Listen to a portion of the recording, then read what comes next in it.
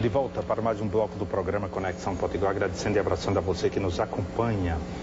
A reprise, você já sabe, é pelo portal de notícias do Rio Grande do Norte, www.potiguarnoticias.com.br.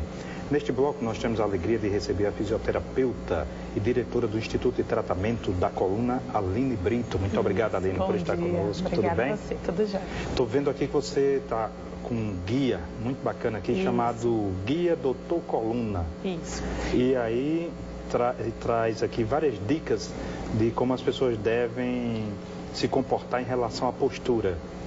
Você poderia destacar algumas que você acha mais importantes? Posso sim. Essa cartilha a gente desenvolveu com o intuito de realmente ajudar a população a amenizar o efeito da pressão do dia a dia sobre a coluna, né? Então, assim, basicamente o que a gente passa para os pacientes e para a população é que tudo a gente tem que poupar a coluna e utilizar outras articulações, né? Que a coluna da gente foi feita para sustentar o nosso peso.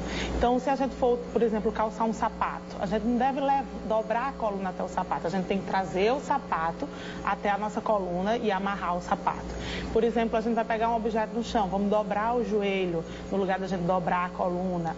É escovar o dente, que é uma tarefa diária. No lugar da gente dobrar o tronco até a pia, a gente dobrar o joelho e manter a coluna ereta. Então, são essas dicas e mais algumas, como se comportar de frente do computador, como dormir, levantar, que a gente conseguiu desenvolver essa cartilha para orientar a população como amenizar o efeito sobre a coluna. Se alimentar também. Às vezes a gente percebe no restaurante que as pessoas ficam muito curvadas para o prato. Acho que tem a ver com a hora da fome. Tem. A ergonomia de como a gente se senta na cadeira interfere também, né? Sem falar que a gente comendo muito, aumentando de peso, também é mais um fator de risco para pressionar a coluna. Um outro fator, imagino, é a questão do sedentarismo. Isso, exatamente. A gente tem, em volta da nossa coluna, nós temos músculos estabilizadores. E esses músculos têm que ser ativados para manter a nossa coluna estável. Se a gente não tem essa musculatura ativada, toda a carga do nosso peso e toda a carga do exercício realizado durante o dia vai cair só na parte óssea. E aí vai comprometer e vai chegar às patologias. Doutora Aline, quais são as principais causas da hérnia de disco? Então, não só da hérnia de disco, mas com as outras patologias, como a protusão, que é tipo uma anti-hérnia, né? Antes de acontecer a hérnia, a protusão, a discopatia degenerativa, todas essas patologias geralmente são decorrentes da compressão da coluna, né? Da falta de estabilização da coluna, aí comprime uma vértebra sobre a outra, diminui o espaço articular e acontece a ruptura do anel, que é quando acontece a hérnia de disco. Então, assim, tem vários fatores envolvidos, como o sedentarismo, como o hábito postural errado, a própria genética, mas e também o sedentarismo. A gente tem que ter uma musculatura forte, estabilizadora, para que a gente não pressione a coluna. A atividade física feita de forma inadequada pode também? Com certeza. A atividade física é o maior aliado da coluna quando é feita da forma correta, né? Quando é feita individualizada, quando antes de você fazer o programa de treinamento do seu aluno, você avaliar a necessidade daquele aluno. Se não for feita dessa forma, ela pode se tornar um vilão. Pode, né? Quer dizer, o que seria algo benéfico, né?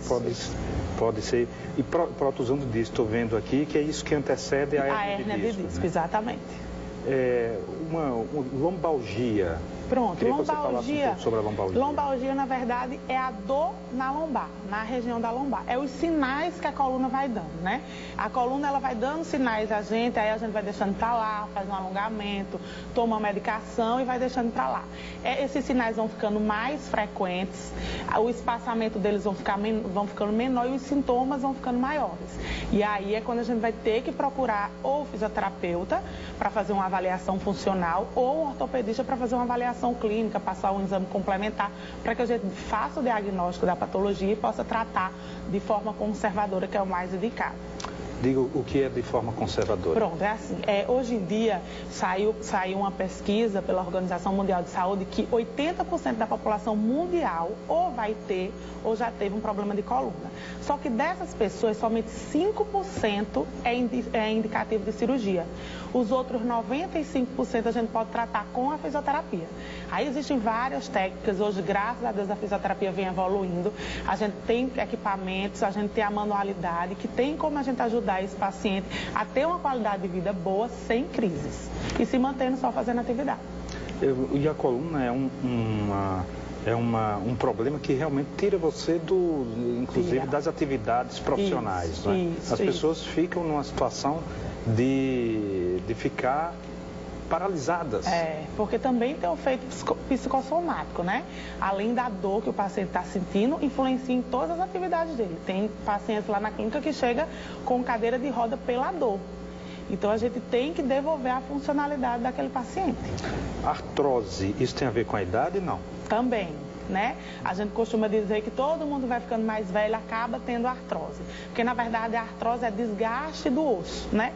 É um osso que vai roçando no osso e vai causando esse desgaste. Só que isso só acontece por causa da compressão da coluna. Só acontece porque a gente não faz atividade física, porque a gente aumenta de peso, por causa desses hábitos posturais. Então, assim, eu costumo dizer que a gente não tem como evitar a artrose, mas a gente tem como prolongar o tempo dessa artrose aparecer. Né? Isso, retardar. Retardar a sua chegada. Exatamente. Tem um outro item aqui que eu gostaria que a senhora comentasse, é cervicalgia. Então.